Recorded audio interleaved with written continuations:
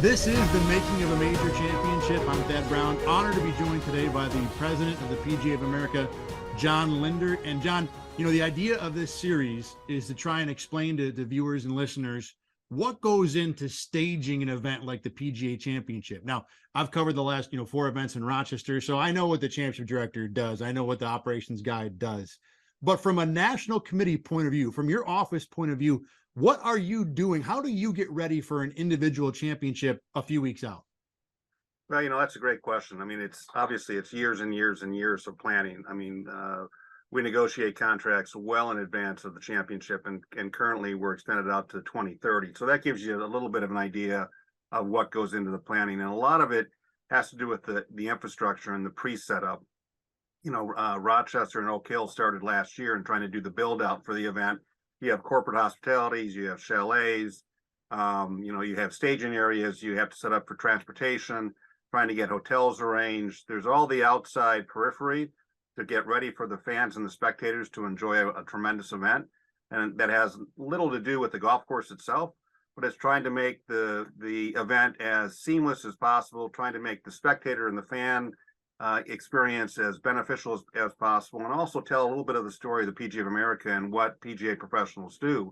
So we'll have our 20 players that qualify. We'll have a little highlight of those players. You have a little bit of the history of the PGA of America, the Wanamaker Trophy. A lot goes into that whole planning. And needless to say, you have to figure out a way to put that slightly large merchandise tent in an area that's accessible to all the fans and spectators. So safe to say that I think your office is more of a supervisory, and maybe we'll help out when we can. Obviously, you got to focus on the big picture, but is that a kind of the way we would describe your duties this time of year? Yeah, my role is more of I'm the chair of the board of the PGA of America. I'm the president of the association that represents nearly 28,000 men and women who try to grow the game each and every day. And so when I get closer and closer to the PGA Championship, we'll do things like we'll do interviews, we'll do radio interviews, we'll do, try to plan and do some strategic planning, meet with certain groups and certain individuals during that week, although that week is extremely busy for most of us. But it's a time that a lot of bodies come together. We'll get the PGA of GB&I will come in, there'll be some representatives from the USGA. So it's a wonderful time for all the allies to get together and have a conversation about the game of golf. So now the PGA Championship is in May. This is the 5th year since the change was made, but you had year one, then COVID pushed the event back into the fall anyway for 2020. 2021 was limited fans. This is the first time you'll have a May event full and normal that follows a May event full and normal. What have you learned about staging the PGA Championship in May, and how comfortable is the PGA Championship with the new date now? Well, let me answer the second question first. Extremely comfortable with the May Championship, and part of the reason why we wanted to move back to May is it does give us that opportunity to promote our programming and all the things that are about to happen at a majority of our facilities across the country. We're getting drive, chip, and putt. The next qualifier for Augusta has just rolled out.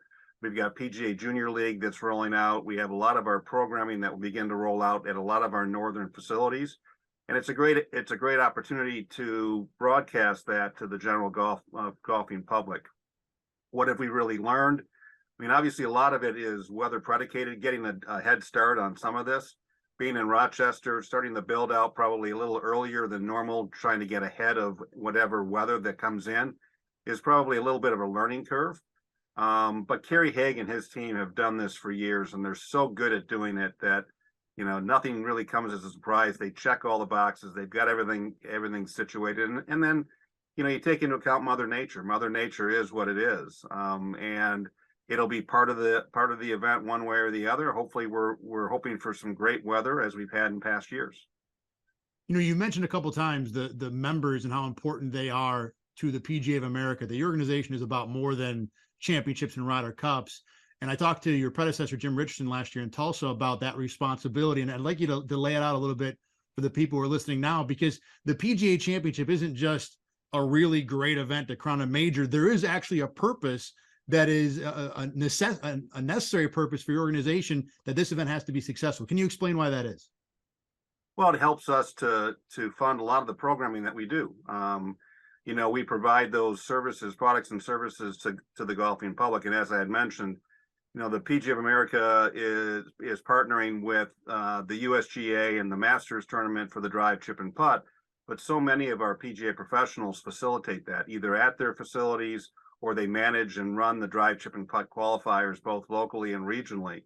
And then you spin that off into the PGA Junior League, which has been hugely successful over the last few years. We're up to 70,000 children or kids, boys and girls, that are now participating in PGA Junior League 17 and under. And what we're seeing is that actually transcend into future golfers. We're seeing the kids that have started out in our PGA Junior League, which is a more of a social, kind of a competitive atmosphere as we get to our nationals, but a scramble format to introduce the game to a lot of boys and girls who haven't been introduced to the game of golf. They're continuing to play golf throughout their career. Hugely impactful. We also have PGA Hope, where we help our veterans everywhere, and those programmings are rolling out as well, where last year we served over 10,000 veterans, and we utilize the game of golf to introduce them back into society, many of whom would not dare step out of their apartment. But now through golf, they're reintroduced to society and they feel part of society. Those programs are critical to not only the game and to the industry, but when you go to Hope and you talk about PGA Hope, it's critical to those individuals. We talk about Hope not changing lives, Hope is saving lives. And we go through that. We have PGA Works Collegiate Championship, which is our minority collegiate championship. That is rolling out as well. So this is a wonderful opportunity for us to kind of advertise and broadcast that. It also allows us to kind of tell the story of who and what we are as a group of nearly 28,000 men and women, that we're not the people that are playing golf on Sunday on TV as much as you see. We are the people behind the scenes who are oftentimes instructing those that you see on TV.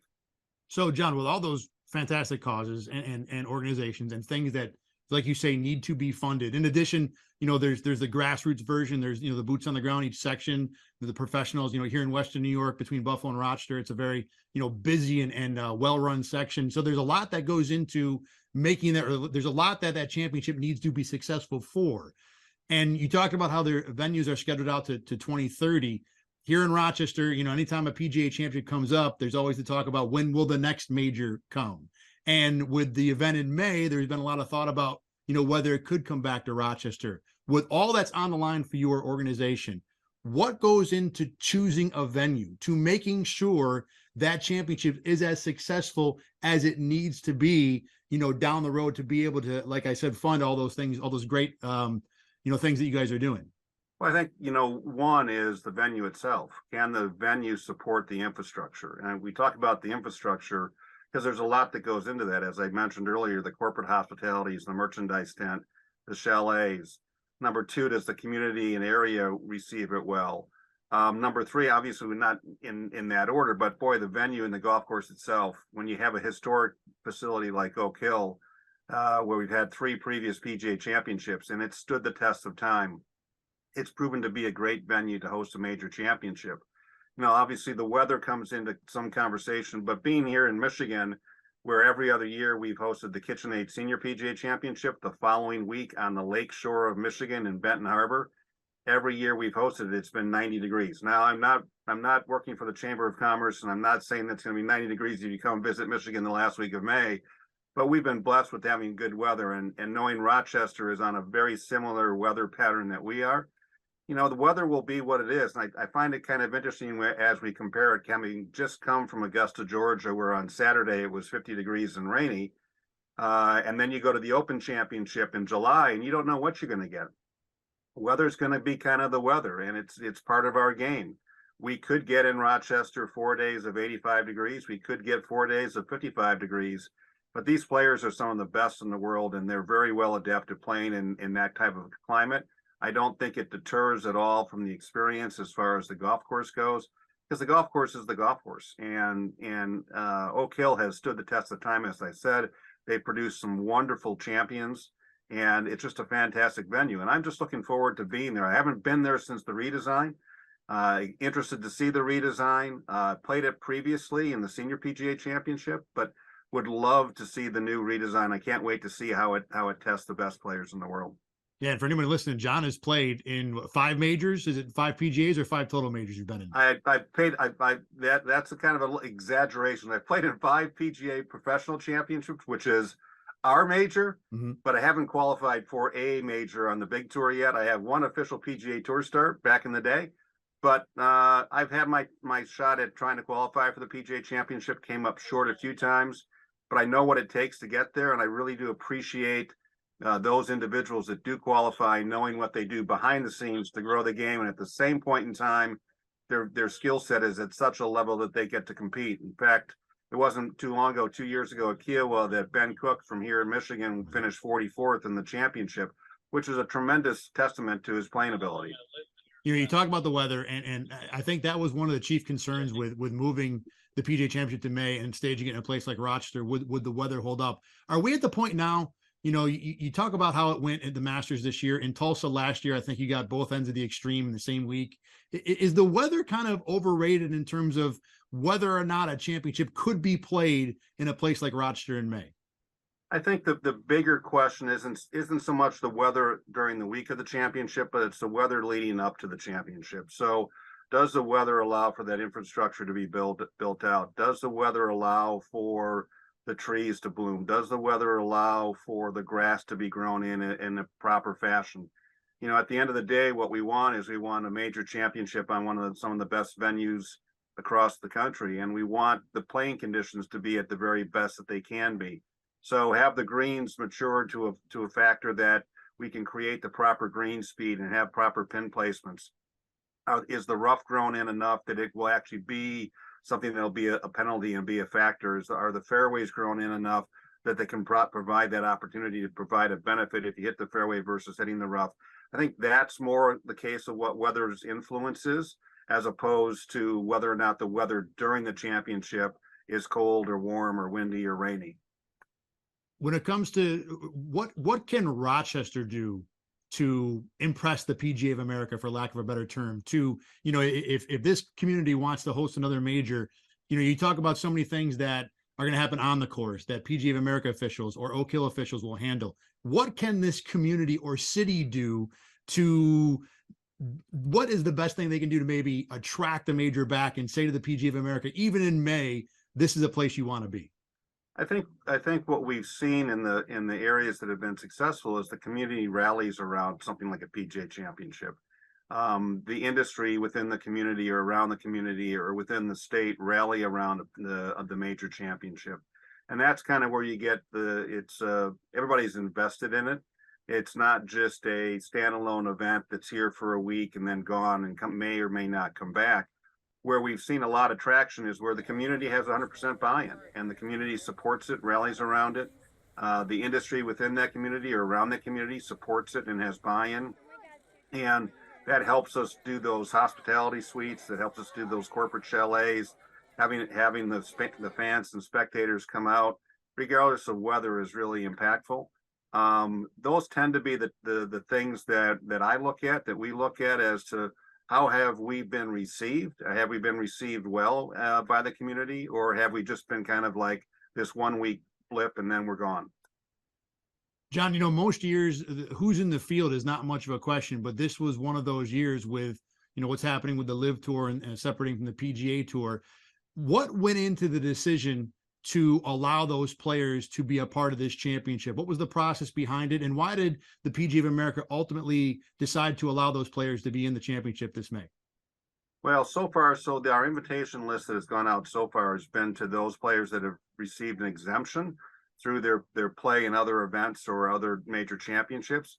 And that's something that we've stood by for years and years. And we felt that one of the things that we try to do, and one of the things that Kerry Haig likes to do, is we like to be the major championship with the strongest field, and that includes some of the best players in the world. So when you have those players that have received and earned an exemption prior to their current status, you know, we decided that it was in the best interest of the championship, it was the best interest of the game to allow that status to be recognized. So those exempt players have been extended an invitation.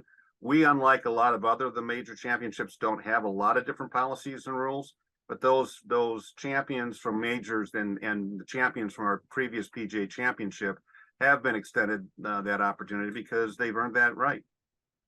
Kerry talked about the fact that a lot of times for PGA championships, there are opportunities to invite players beyond those who are exempt. And I know one of the exemption levels or qualifications for the PGA of America for this event is top 100 in the world. Now, Live Tour players are not earning world ranking points, and there are a number of players, Sergio Garcia, Ian Poulter, for example, who are now outside the top 100. Kerry brought up the idea, the possibility that invites could be extended to those players, as you would in any other championship. When you look at how to build this field and whether or not those players should be invited, even though they're not receiving world ranking points, obviously that is its own little dispute going on. How do you view players who are outside the top 100 who might need invites? Will there be special rules? Will there be, more emphasis given to their situation? How do you go about maybe filling out the field in that way?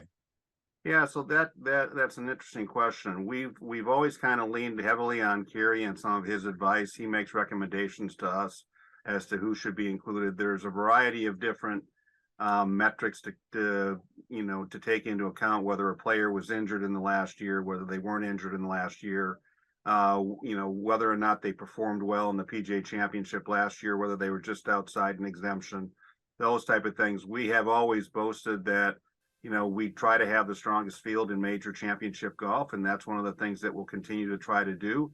It is going to be a little bit of a kind of a moving metric as to official world golf rankings as they constantly change.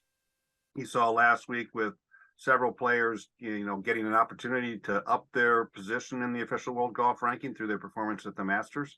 But we'll take all of that into account, and we'll try to build the best field that we know how, both of competitors and influencers within the PGA of America.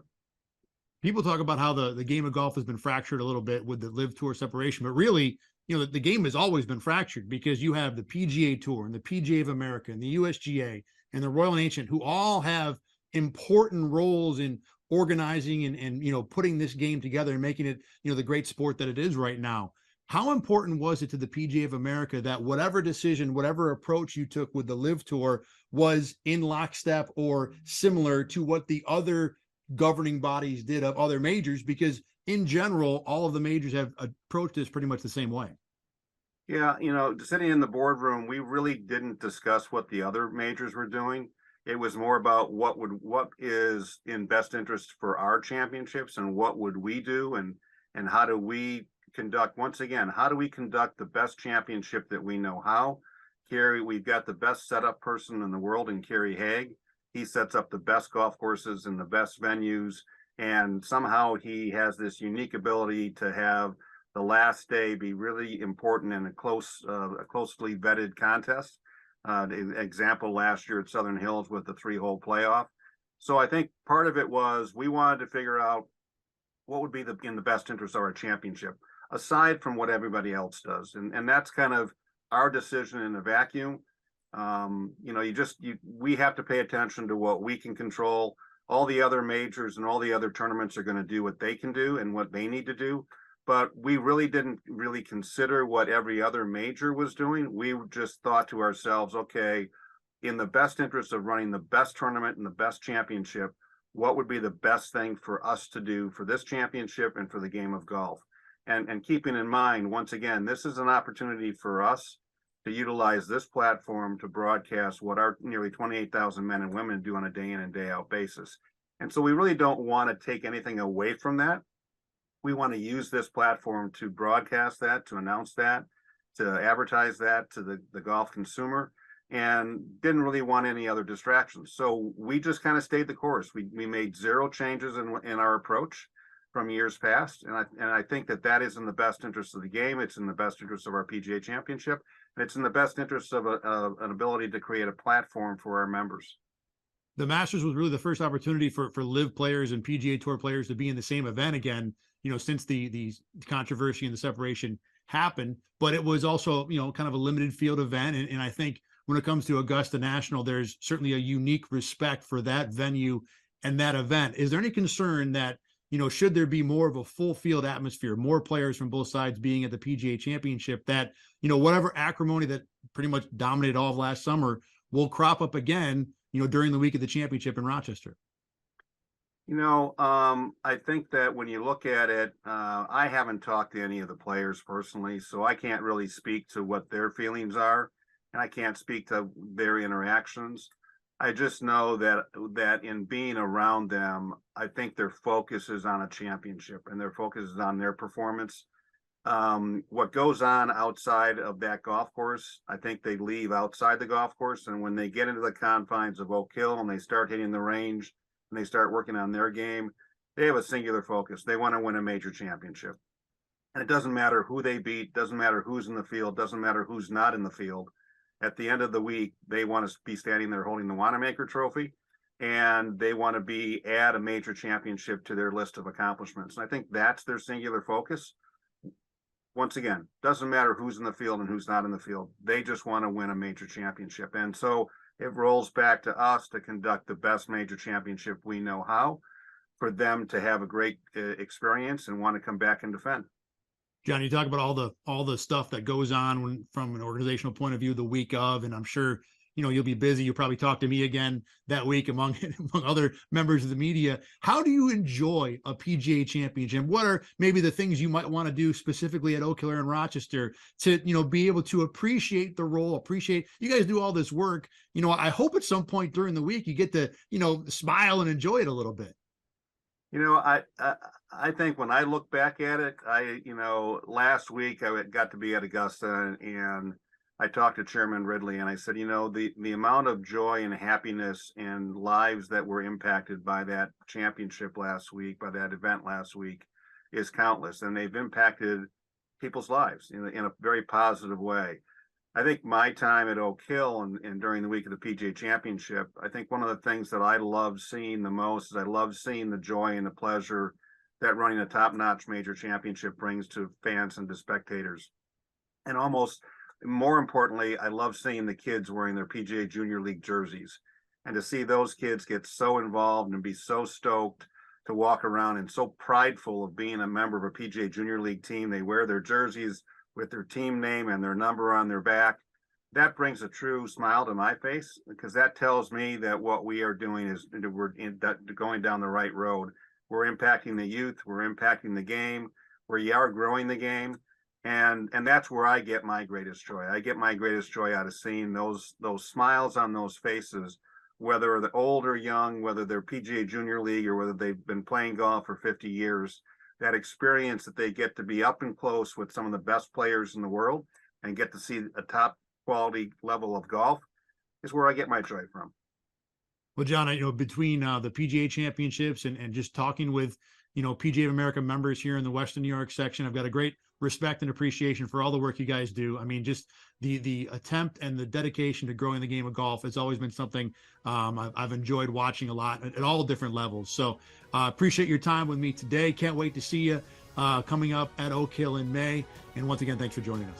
Yeah, my pleasure. And I look forward to seeing you that week. And hopefully it'll be like a day like today for us, sunny and 70. Well, hey, you know what? 55 and sunny will do just fine for us too, but 70 would be great and it could happen. That's right. Thanks, John. Thank you.